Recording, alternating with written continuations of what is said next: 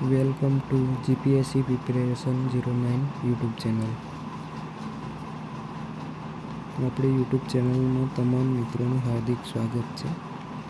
તમે આપણી ચેનલને સબસ્ક્રાઈબ ના કરી હોય તો સબસ્ક્રાઈબ કરી દેજો. મિત્રોને તમારા શેર કરજો અને લાઈક કરો. આપણી ઇન્સ્ટાગ્રામ ચેનલ છે જીપીએસસી પ્રિપેરેશન 09, તેને પણ ફોલો કરી લેજો. આજે આપણે ભણીશું આદિમાનવ વિશે. ટાઇટલ રહેશે આજનું આદિમાનવથી સ્થાયી જીવનની સફર. આદિમાનવો એટલે ખૂબ જ જૂના સમયના માનવો. અંદાજે 20 લાખ વર્ષ પહેલાંના આદિમાનવો ભટકતું જીવન જીવતા હતા અને શિકાર કરીને પોતાનો સમય પસાર કરતા હતા. માનવીની આ અવસ્થાને શિકાર કરવો અને એકઠું કરવું એવું કહેવામાં આવે છે. જંગલના પ્રાણીઓ માછલીઓ અને પક્ષીઓનો શિકાર કરતા હતા, તેમજ કંદમૂળ અને ફળોને એકત્રિત કરીને ખોરાક તરીકે મેળવતા હતા.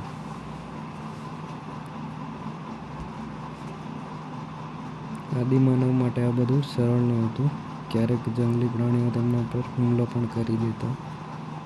કોઈક દોડવામાં ખૂબ ઝડપી હોવાથી તે પ્રાણી સરળતાથી હાથમાં ન આવતા, એટલે ખોરાકની શોધખોળમાં આદિમાનવ એક સ્થળેથી બીજા સ્થળે અને બીજા સ્થળેથી ત્રીજા સ્થળે એ રીતે ભટકતા રહેતા. માનવી તે સમયે કયા ફળ કે કંદમૂળ ખાવા અને કયા ન ખાવા તેની પણ ખબર નહોતી. તેનું જ્ઞાન મેળવતો થયો, કારણ કે ઘણી વખતે ઘણી વનસ્પતિઓ ઝેરી હોવાથી માનવના મૃત્યુ પણ થઈ જતા હતા. હરણ, ઘેટાં, બકરા જેવા પ્રાણીઓ સરળતાથી મારી શકતા હોવાથી આદિમાનવ તેને શોધવા એક જગ્યાએથી બીજી જગ્યાએ ભટકતો રહેતો.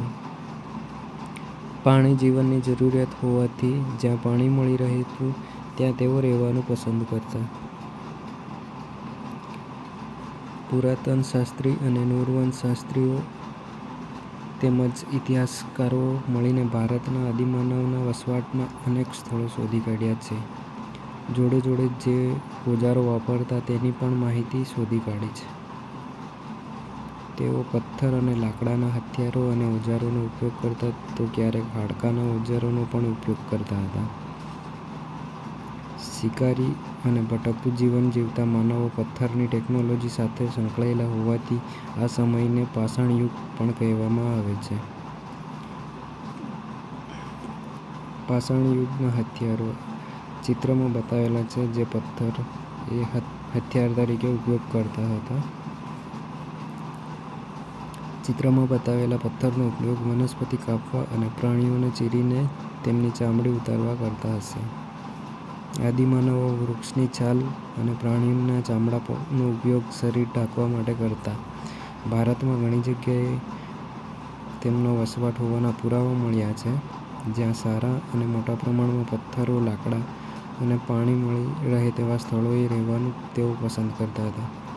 વરસાદ અને જંગલી પ્રાણીઓથી પોતાનું રક્ષણ કરવા તેઓ પ્રાકૃતિક ગુફામાં રહેતા હતા. મધ્ય ભારતમાં વિંધ્યાચલ પર્વતમાળામાં આવી અનેક જગ્યાઓ મળી આવી છે. નર્મદા નદીની આસપાસના પ્રદેશમાં પણ આવી જગ્યાઓ મળી આવી છે. ભીમબેટકા, જે મધ્યપ્રદેશમાં આવેલી છે, ત્યાં આદિમાનવનો વસવાટ માટેનું ઉત્તમ સ્થળ મળી આવ્યું છે. ભીમબેટકાની ગુફાઓમાં આદિમાનવ દોરેલા પક્ષીઓ, હરણ, લાકડાના ભાલા, વૃક્ષો, માનવોના લગભગ 500 જેટલા ચિત્રો મળી આવ્યા છે, જે પ્રાકૃતિક રંગ વડે દોરેલા છે. આકૃતિમાં ભીમબેટકાની ગુફા બતાવેલી છે. ભીમબેટકાની ગુફામાં આદિમાનવ ચિત્રો દોરતા હતા, જે પ્રાકૃતિક રંગો વડે દોરેલા છે. દક્ષિણ ભારતના કુર્નુલમાં મળી આવેલા આદિમાનવોની ગુફામાંથી રાખના અવશેષો મળ્યા છે. તેથી અનુમાન લગાવી શકાય કે તેઓ અગ્નિથી પણ પરિચિત હશે.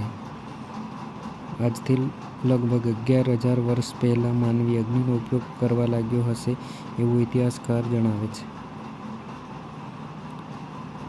અગ્નિના ઉપયોગના લીધે તેઓના જીવનમાં ક્રાંતિકારી પરિવર્તન આવ્યું. અગ્નિની મદદથી તેઓ માંસને શેકીને ખાતા થયા. પહેલાં કાચું માંસ ખાતા હશે અને પછી અગ્નિની શોધ થઈ, એના પછી તેઓ માંસને શેકીને ખાતા થતા. અગ્નિનો ઉપયોગ તેઓ પ્રકાશ મેળવવા માટે કરતા. પહેલાં તે અંધારામાં રહેતા. તેમજ તેઓ જંગલી પ્રાણીઓથી પોતાનું રક્ષણ માટે પણ ઉપયોગ કરતા અગ્નિના ઉપયોગની જેમ તેમના જીવનમાં મહત્વનું પરિવર્તન લાવનાર માધ્યમ ચક્ર પણ હતું. ચક્ર એટલે એક પ્રકારનું પૈડું. જે ઝાડના થડ અને જાડા લાકડામાંથી તેઓ પૈડું બનાવતા શીખ્યા. ચક્ર બનાવ્યું તેથી તેઓ સરળ રીતે કોઈ વજનદાર વસ્તુ કે તેઓ એક જગ્યાએથી બીજી જગ્યાએ ખસેડતા થયા. બદલાતું પર્યાવરણ. આદિમાનવના જીવનમાં બદલાતું પર્યાવરણ. આજથી લગભગ 12,000 વર્ષ પહેલાં વિશ્વભરના વાતાવરણમાં ઘણું બધું પરિવર્તન આવ્યું. એટલે કે દુનિયાના અનેક ક્ષેત્રોમાં પર્યાવરણ બદલાવતા વનસ્પતિ અને ઘાસના ક્ષેત્રો ઊભા થયા. પર્યાવરણમાં બદલાવ આવવાના કારણે ઘાસ અને જંગલના જેવા ક્ષેત્રો ઊભા થયા. તેના પરિણામે ઘાસ ખાનારા હરણ, ગેંડા, બકરા જેવા તૃણાહારી પ્રાણીઓની સંખ્યા વધવા લાગી. તેથી તેઓને લાભ થયો. એટલે શિકાર કરવામાં તેમને લાભ થયો. તે પ્રાણીઓની રીતભાતનો અભ્યાસ કરવા લાગ્યો. એવી રીતે તેમનો માનસિક પણ વિકાસ થયો. વાતાવરણમાં આવેલા પરિવર્તનના કારણે ઘાસ, વૃક્ષો, વનસ્પતિ સાથે સાથે ઘઉં, જવ અને અન્ય ધાન પાકો પણ તેમના સંપર્કમાં આવ્યા. પથ્થરના ઉપયોગથી સ્ત્રી-પુરુષો અને બાળકો અનાજના દાણાને એકત્રિત કરતા, લણણી કરતા. આ કુતૂહલ વૃત્તિથી થયેલા કાર્યોએ ધીમે ધીમે ભારતમાં કૃષિની શરૂઆત કરી. લોકો ધાન્ય ઉગાડવા લાગ્યા, પથ્થરનો ઉપયોગ કરવા લાગ્યા.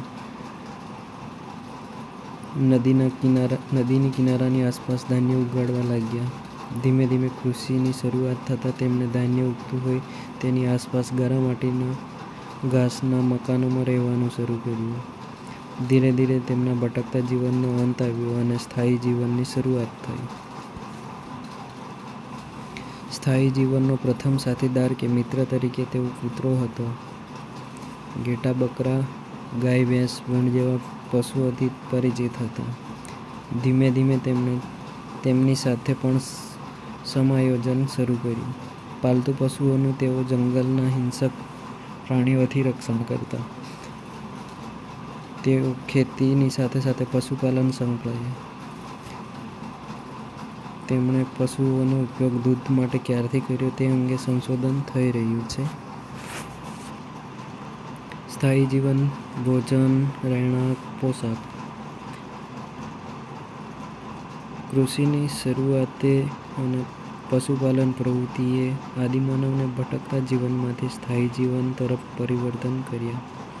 આપણે જાણીએ છીએ કે કૃષિ માટેના સ્થળોને છોડીને જઈ શકાતું નથી, કારણ કે પાક ઉગતા થોડો સમય લાગે, 3-4 મહિના લાગે છે.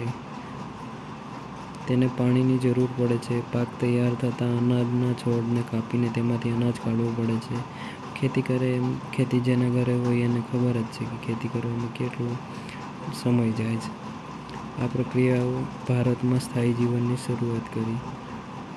અનાજ સંગ્રહ કરવા તેમણે માટીના માટલા, ઘડા વગેરે બનાવવાની પણ શરૂઆત કરી. ભટકતા જીવનનો અંત આવતા તેમના ખોરાક, પોશાક અને રહેણાંકમાં ઘણું પરિવર્તન આવ્યું.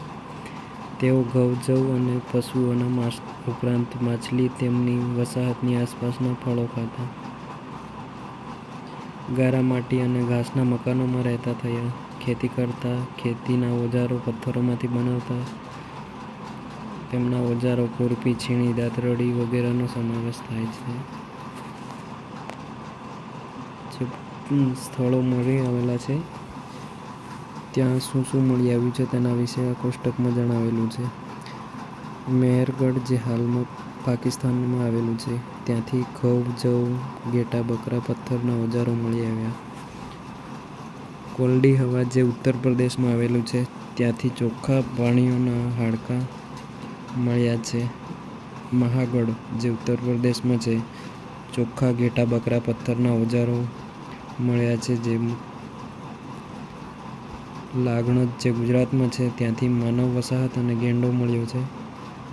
બુર્જહોમ અને ગુપક્રાલ, જમ્મુ કાશ્મીરમાં આવેલું છે, ત્યાંથી ઘઉં, મસૂર, કૂતરા, ખાડાવાળા મકાન મળ્યા છે. ચિરાંદ, જે બિહારમાં આવેલું છે. ત્યાંથી ભેંસ, બળદ અને ઓજારો મળ્યા છે.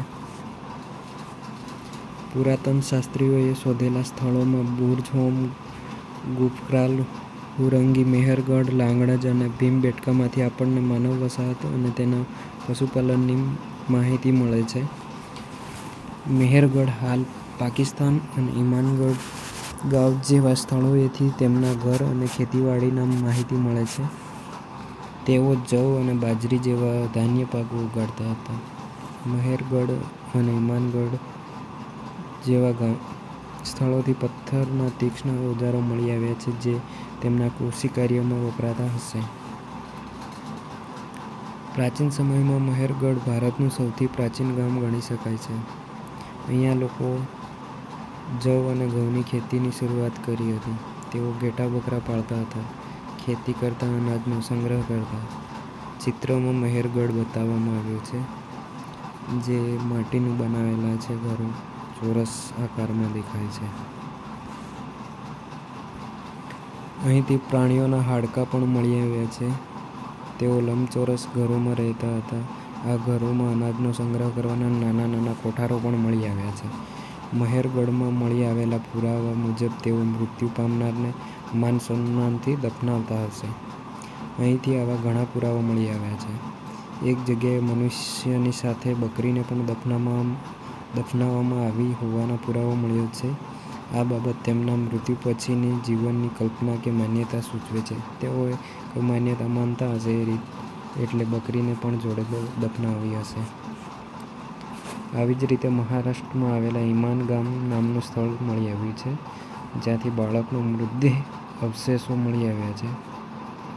તેઓ ગોળ આકારના ઘરોમાં રહેતા હતા, પશુપાલન કરતા અને ખેતીપાકના બાજરી, જવ જેવા પકવતા હતા. બસ અહીંયા સુધી જ છે. આટલી માહિતી ધોરણ 6ના આપેલી છે.